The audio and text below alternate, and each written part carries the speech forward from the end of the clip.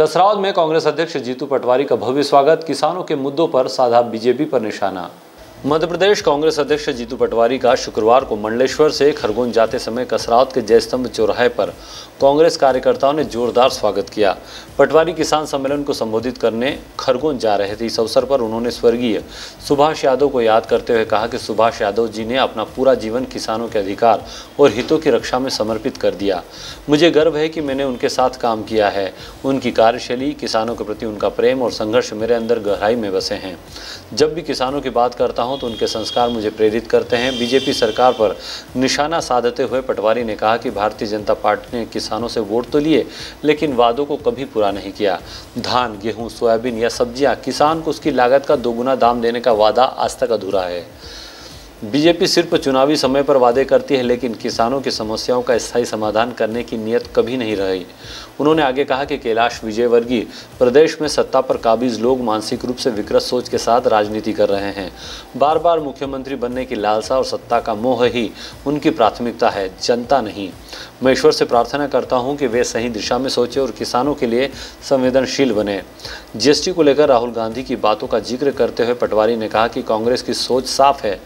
देश में एक समान जीएसटी लागू होनी चाहिए ताकि छोटे व्यापारी और किसानों को राहत मिल सके।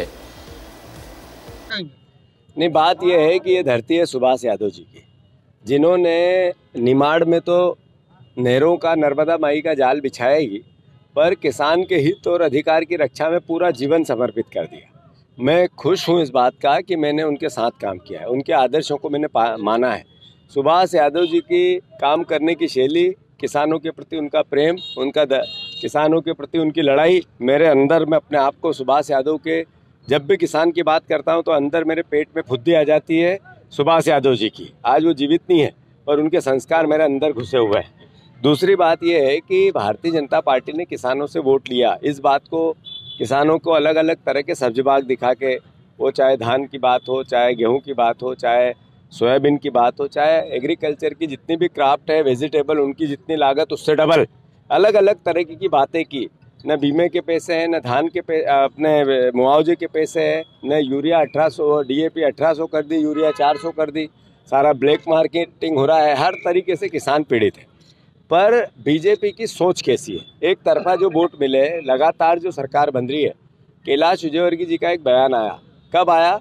जब ये माँ आराधना का समय चल रहा है, माँ की स्थापना है, घर घर पूजा हो रही, बेटियों की रक्षा का संकल्प हो रहा है, तब उन्होंने भाई बहन के पवित्र रिश्ते पर जिस तरह की टिप्पणी की, एक समझदार इंसान ऐसा नहीं कर सकता है, मानसिक रूप से विकृत आदमी ऐसा कर सकता है। मैं कैलाश विजयवर्गीय जी का मैं समझता हूँ वो बार बार मुख्यमंत्री बनना चाहते हैं और 70 साल के हो गए, उससे भी ज़्यादा के हो गए होंगे, मतलब बूढ़े हो गए।